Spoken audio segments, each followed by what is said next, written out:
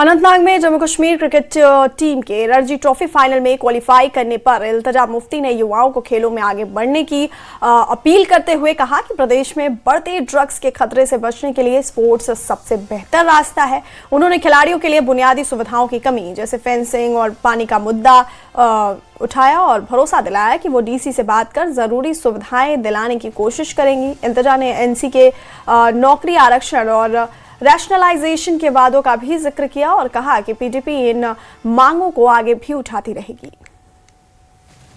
नौजवान भाई हैं, बेटे हैं, वो स्पोर्ट्स में जाए, वो क्रिकेट हो, फुटबॉल हो। हम खुद जानते हैं जम्मू कश्मीर में कितनी नाउम्मीदी है।